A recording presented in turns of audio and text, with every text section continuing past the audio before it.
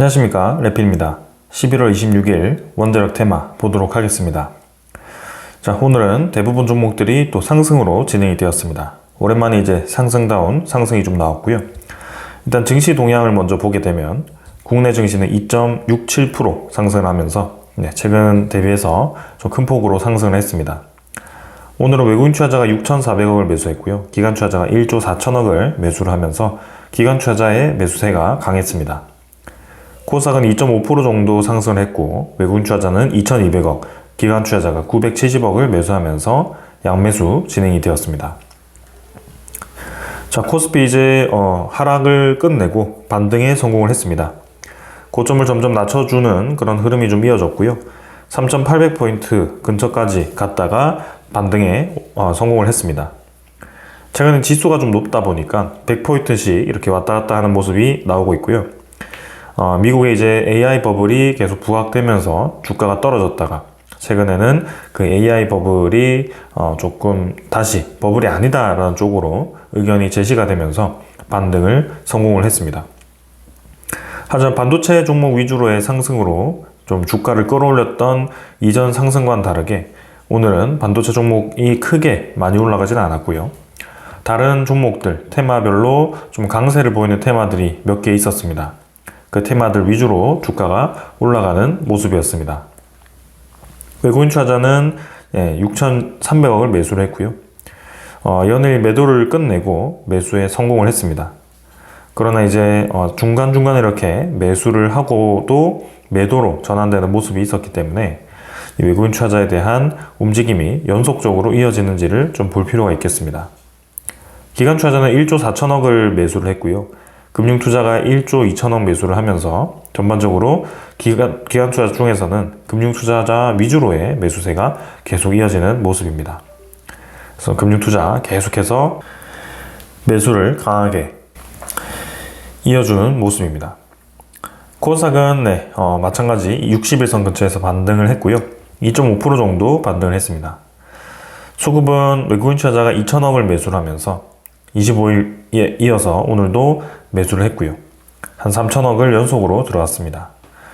기관 투자자는 970억을 매수를 했고요. 금융투자 위주로의 매수가 이어졌습니다. 마찬가지 우리나라 증시에서 지금 기관 투자자는 사실 금융투자 위주로의 매수가 지속되고 있는 상황입니다. 사실 어제 나스닥의 초반 상황이 좋지 않았습니다. 1% 이상 하락을 하던 그런 상황이었는데요. 중간에 이제 반등을 하기 시작했고 장 후반에는 0.7%까지 이렇게 반등을 하는 모습을 보여줬습니다. 다우도 1.4%까지 올라갔고요. 그래서 전부 다 이렇게 증시가 올라가는 방향으로 진행이 되었고요. 니케이도 1.8% 올라가면서 강세를 보였습니다. 상해 종합은 보합 마무리가 되었습니다. 우리나라 환율이 이제 1,475원으로 또 이렇게 올라왔고요. 빠르게 떨어지던 환율이 다시 이렇게 치솟습니다. 그래서 지금은 환율이 확실히 불안정하다라는 것이 보여지고요. 1,480원대로 진입을 하게 되면 좀 부담스러운 상황일 수 있겠습니다. 그래서 지금은 환율이 계속 위아래로 흔들리는 모습이고요. 주기적으로 흔들리던 이전의 흐름과 비슷합니다. 환율이 올라가면 누르고 올라가면 누르고 하는 그 상황이 계속 이어지고 있고요. 이번에도 그러한 상황이 벌어질 수 있다. 그래서 마냥 우리가 환율이 이렇게 엄청나게 급등할 것 같지만 분명히 그것을 방어하는 방향으로 진행이 될 거고요. 이 1,400원 후반대를 넘기는 쉽지는 않을 것 같습니다. 그러나 그것을 방어하면서 나타나는 이제 부작용들이 향후 어떻게 영향을 줄지는 지켜봐야 되는 상황입니다. 자, 그래서 이렇게 진행이 되고 있고요. 자, 그러면 이제 다시 돌아와서 지금 이제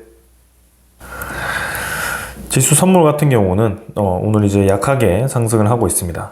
그래서 나스닥 선물 정도는 0.2% 정도 올라가고 있고요. 환율은 계속 올라가고 있고 채권 금리 같은 경우는 미국 채권 금리는 4%대를 유지하고 있습니다. 그래서 최근에 이제 한 달 동안의 움직임은 확실히 채권 금리가 낮아지는 방향으로 진행이 되고 있고요. 이렇게 시장 금리가 떨어진다라고 하는 것은 긍정적인 신호라고 볼 수가 있겠습니다. 그래서 단기 금리도 이제 내릴 수 있는 그런 상황이 만들어질 수 있다라는 것이고, 이 상황을 계속 주시를 해볼 필요가 있겠습니다. 자, 그러면서 나왔던 소식이 이제 트럼프의 경제책사 해싯이 차기 미국의 연준 의장이 유력하다라고 합니다.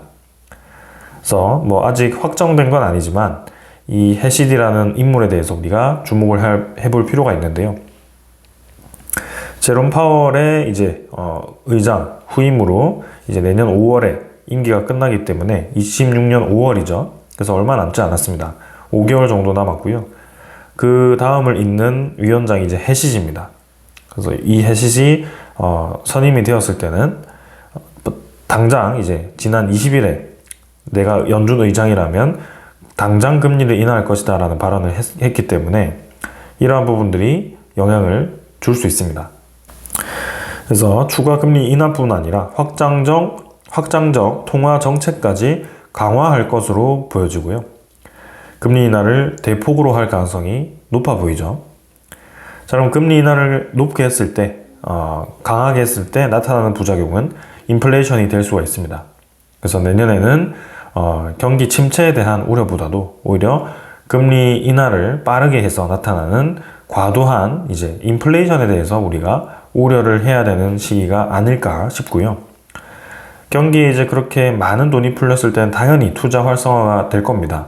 그래서 AI는 결국에는 버블이 될 수가 없고 AI의 이제 생산성에 대해서 실효성이 있는지를 우리가 판단을 해야 되는 상황이 올 겁니다. 그래서 과하게 이제 금리가 떨어졌을 때 분명히 이제 물가가 빠르게 올라갈 거고요. 그 부분에 대해서 이제 한계치가 있을지, 이 생산성이 빠르게 따라 올라와지면서 이 생산 공급을 늘리면서 물가를 떨어뜨릴 수 있을지, 혹은 이제 이렇게 생산에 대한 생산성 개선이 좀 생각보다 느리게 진행이 되면서 금리를 내린 만큼 물가가 빠르게 올라간다면 이제 다시 금리를 동결시키고 올리는 방향으로 전환이 되는지, 이런 부분들이 향후 이제 증시에 대한 방향을 결정할 것 같습니다. 그래서 확실한 것은 26년도는 금리 인하를 본격적으로 할 것으로 보여지고요. 27년도에는 이제 본격적인 인플레이션에 대한 압박으로 거기에 대한 금리 동결, 금리 인상, 혹은 이제 물가가 생각보다 오르지 않는다면 추가적인 금리 인하, 뭐 이런 방향이 혼돈이 되는 시기가 되지 않을까 싶습니다. 그래서 증시 입장에서 본다면 26년은 정말 좋은 시장이라고 보시면 될 것 같고요. 27년은 조금 이 리스크가 있을 수 있는 시장이다, 이렇게 생각이 되기도 합니다. 자, 이렇게 접근하면 좋을 것 같고요. 네, 이제 시장에 대한 방향 확인했고 돌아와서 종목들 보도록 하겠습니다. 두산 에너빌리티는 6.5% 상승했고요. 4,800원 올라서 반등이 성공을 했습니다. 78,300원. 61선 근처에서 아름답게 이제 지지를 해줬고요. 21선 떨어지는 상황에서 V자로 이제 올라갈지, 아니면은 여기서 조금 더 하락시키면서 수렴 구간을 형성할지, 그것은 뭐 시간을 더 봐야 됩니다. 그러나 이제 미국에 대한 증시가 반등을 하긴 했지만 원자력 테마들은 사실 크게 올라가지 못했거든요. 근데 우리나라는 좀 원자력 관련 종목들이 오늘 크게 반등을 했습니다. 좀 상반되는 모습이었고요. 그래서 이 부분이 이제 오늘 발표된 우리나라 정책과도 좀 관련이 있을 것 같아서 좀 이따가 그 부분은 짚고 넘어가도록 하겠습니다. 아무튼 그런 이제 호재가 있어서 올라갔다라고 한다면 추가적인 반등도 충분히 가능해 보이고요. 두산 에너빌리티가 엄청나게 힘을 받으려고 한다면 사실 그러한 이제 정책도 중요하겠지만 두산 에너빌리티의 상징적인 수주를 할 수 있는 그런 명분이 생겨야 됩니다. 그게 이제 미국과의 본격적인 협력 소식, 마누가 프로젝트라든지 그런 구체화되는 소식이 나와야 하는데요. 아직까진 그런 부분들이 나오지는 않고 있습니다. 그래서 향후 이제 웨스팅하우스와 한수원, 뭐 한전 이런 이 합작사들이 설립이 되는지 그런 부분들이 검토가 돼야 되고요. 그럼 미국 내의 수익을 어떻게 배분할 건가? 그리고 미국 내 사업이 만약에 지연이 되거나 잘못되었을 경우 어떻게 책임을 분배할 건가? 이런 부분들이 구체적으로 협의가 진행되고 있을 거라고 생각됩니다. 그래서 그게 결론이 나면 이제 내년에 본격적인 협상이 시작되고 이제 합의가 진행됨으로써 공동 진출이 가능하게 될 것 같습니다. 사실 웨스팅하우스 입장에서도 마냥 시간이 있는 게 아닙니다. 웨스팅하우스도 많은 원전을 건설해야 되는 입장에서 이제는 시간이 압박이 될 거고요. 투자금은 마련이 되었고 파트너와 파트너에 대한 그런 이 합의를 이끌어내지 못했을 경우 웨스팅하우스도 지금은 리스크가 있는 상황입니다. 어떻게 보면 이 체코 원전과 유럽에서의 좀 이제 갑질을 하던 이 부분과는 좀 다르죠. 왜냐하면 웨스팅하우스는 체코 원전에서 일찌감치 탈락을 한 상태에서 우리나라의 수주를 방해하는 입장이어서 좀 더 여유로울 수 있다라고 한다면 지금은 미국 내에 트럼프 행정부에서 빨리빨리 지어야 하고 본격적으로 추진해야 된다라고 얘기하고 있는 그 원전 사업을 웨스팅하우스가 한국과의 합의가 되지 않는다는 이유로 계속 지연시킬 수만은 없는 상황입니다. 그래서 적절한 시점에 이 합의를 볼 것으로 예상되고요. 이 부분에 있어서는 체코 원전보다 훨씬 우리가 이 상황이 괜찮다라고 생각은 됩니다. 일본이라는 경쟁자가 있긴 하지만 그 부분도 우리가 커버를 할 수 있기 때문에 조금 더 우리가 유리하게 이끌고 간다면 확실히 두산 에너빌리티 저는 그런 빅 이슈가 터졌을 때 정고점은 충분히 넘을 수 있다라고 생각이 됩니다. 그래서 15만 원은 충분히 갈 거라고 보고 있고요. 장기적인 상승이 얼마나 나올지 지켜봐야 되는 상황입니다. 자, 두산 에너빌리티 외국인 투자자가 73만 주 매수를 했고요. 기관 투자자는 95만 주를 매수를 했습니다. 금융 투자 위주로의 매수가 있었지만 투신, 연기금도 같이 매수했고요. 사모펀드도 매수를 했습니다. 그래서 기관 투자자, 외국인 투자자 양매수 진행했고 계속 이제 매수세가 이어지는지 보겠습니다. 현대건설은 7.7% 상승을 했고요. 두산 에너빌리티와 함께 대장주로 꼽히고 있기 때문에 당연히 강하게 반등했습니다. 그래서 과도하게 하락한 부분을 꽤나 이제 메워주었고요. 이제는 빠르게 올라갈 차례입니다. 그래서 향후 이제 이 흐름이 계속 강하게 이어지는지 볼 거고요. 일단 거래량이 붙었죠. 현대건설 좋은 움직임 나왔고요. 일별 거래 270만 주 나오면서 좋은 움직임. 그 다음에 외국인 투자자도 26만 주 매수하면서 최근에 매수세를 이어가고 있고 기관 투자자도 금융 투자를 제외하고도 이제 많은 매수가 진행이 되었습니다. 그래서 현대건설도 내년에 수주 잔고가 30조 원 이상으로 예상이 되기 때문에 그것도 원자력 관련 프로젝트만요. 그래서 이 목표 주가가 계속 높아지고 있는 상황이고요. 현재보다도 2배 정도는 충분히 올라갈 수 있는 상황이라 좋게 보고 있습니다. 한전기술도 지지할 자리에서 지지를 해줬습니다. 원자력 테마 좋게 진행되면서 올라갈 수 있고요. 94,400원으로 6% 정도 반등을 했습니다. 일별 거래도 조금 증가했고요. 이틀 정도 반등했고 외국인 투자자, 기관 투자자 오늘 양매수로 끌어올렸습니다. 미국과의 아직 직접적인 그런 이 한전기술의 협력 상황은 나오진 않고 있습니다. 뭔가 유의미하게 매출이 끌어올려질 만한 그런 소식은 없지만 그런 가능성이 높고 곧 그런 소식이 나올 것으로 기대되기 때문에 지켜볼만 합니다. 그 다음은 S&T 에너지고요. 1.7% 정도 반등했고 이 하락폭에 대비해서는 S&T 에너지의 반등폭이 약했습니다. 고점 대비해서 상당히 많이 떨어졌는데요. 그래도 지지 라인을 좀 요 정도에서 형성을 하면 반등에 대한 기회가 있지 않을까 싶습니다. 수급은 오늘 기관 투자자 위주로의 매도가 좀 있었고요. 투신 투자자가 최근에 연속적으로 매도를 하고 있습니다. 외국인 투자자는 조금 매수를 해주고 있고요. S&T 에너지도 일단은 오늘은 관심을 못 받았지만 상대적으로 충분히 잠재력이 있습니다. BHI도 오늘 강하게 올라가는 듯 좀 이제 상승분을 빼면서 진행이 되었고요. 44,300원, 4% 정도 올랐습니다. 뭔가 인위적으로 이제 줄을 세우죠. 확실히 니은자로 줄을 세우면서 21선과 수렴 구간을 만들고 있습니다. 어제도 설명드렸지만 위아래의 결정이 이제 곧 될 겁니다. 근데 지금은 아래보다는 위쪽으로 결정될 가능성이 높아 보이고요. 그 위쪽으로 결정되었을 때는 거래가 붙으면서 강하게 올라갈 가능성이 있다. 외국인 투자자는 11만 주 정도 매수했고요. 기관 투자자는 크게 매수하지 않았습니다. 성원매도도 2.7% 반등하면서 반등에 성공했습니다. 어느 정도 이제 지지 라인을 만들고 있고요. 조선에 대한 하락, 그 다음에 원자력 테마에 대한 하락으로 같이 좀 하락을 했습니다. 그래서 실적은 괜찮은데요. 그래서 V자로 이 고를 메우는 움직임이 성공 밴드도 필요합니다. 근데 거래량이 좀 약하고요. 오늘 반등하긴 했지만 확실히 최근에 거래가 부족한 상황입니다. 기관 투자자 위주로의 매수가 있었고요. 투신 투자자 매수가 있었습니다. 그 다음은 태용이고요. 태용은 5% 정도 반등을 했습니다. 사실 반등하긴 했지만 결국에는 중간중간에 반등 이후 추가적인 하락이 계속 나왔던 상황이고요. 21선과 아직 갭이 벌어져 있습니다. 그래서 이 평선들은 모두 아래로 향하고 있고 거래량 여전히 부족합니다. 그래서 상승을 하긴 했지만 아직도 애매한 그런 상황이고요.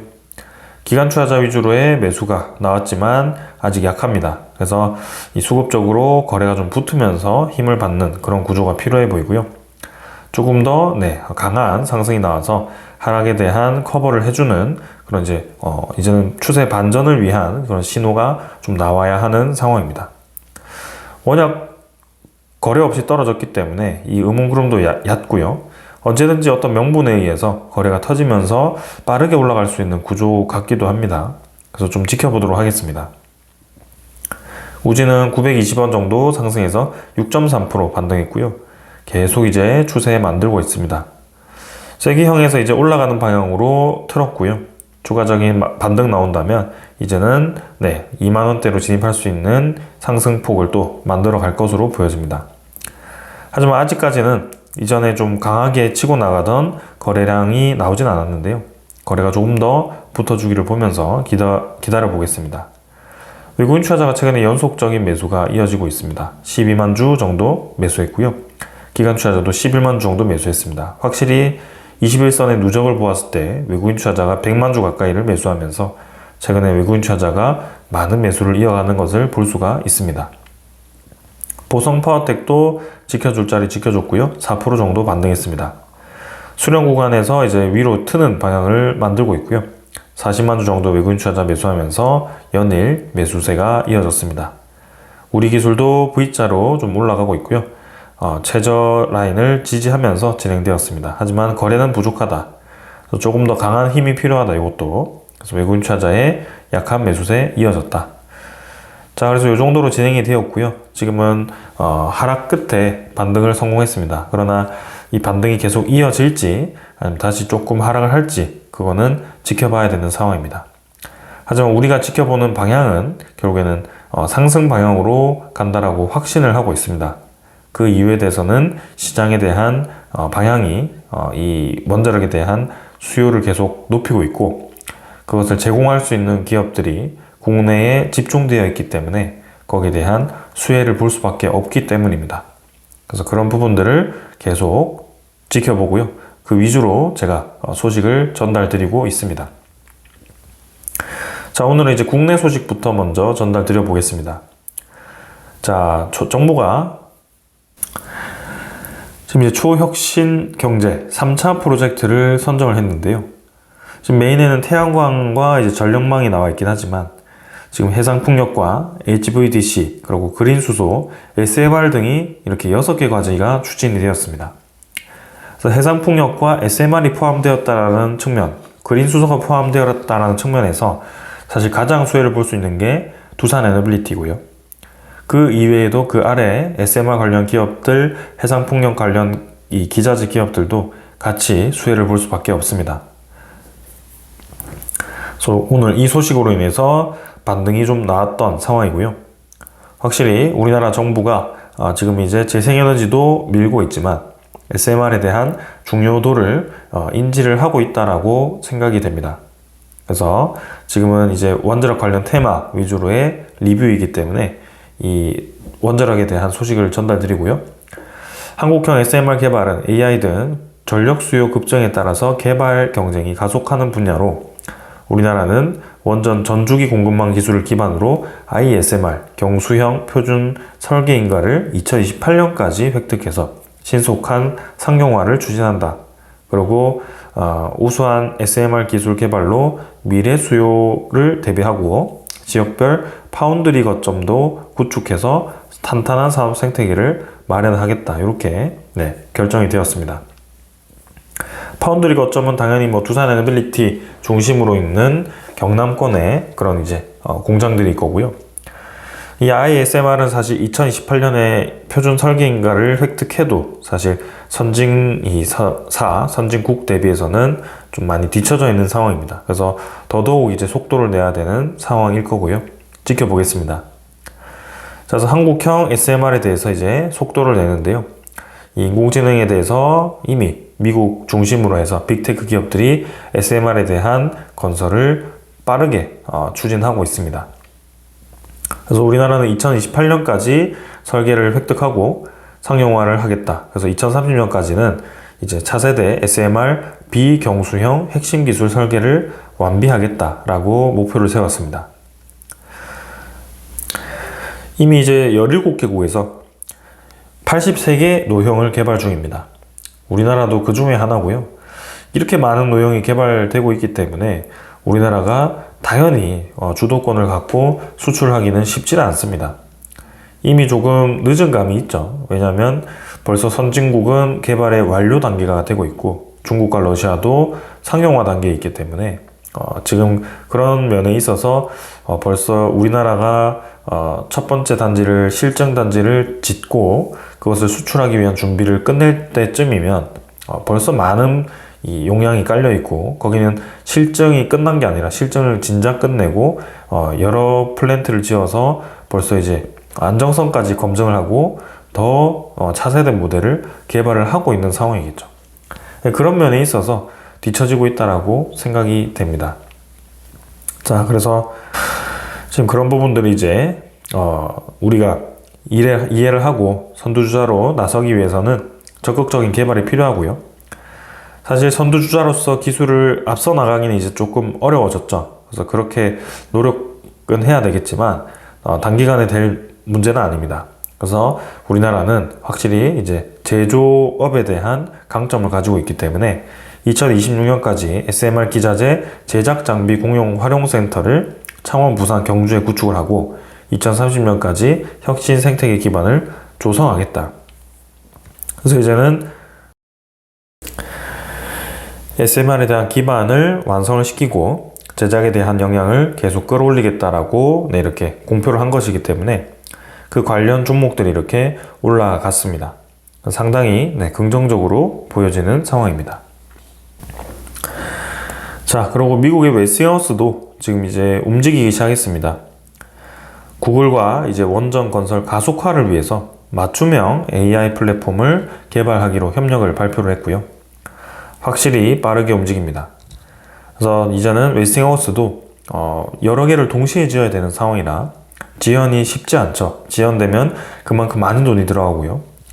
웨스팅하우스가 파산했던 이유도 오랫동안 계속 끌려오던 그 공사 기간이었습니다. 그렇게 따지면 사실 우리나라가 건설하는 것은 그런 지연에 대해서 좀 크게 지연되지 않았고요.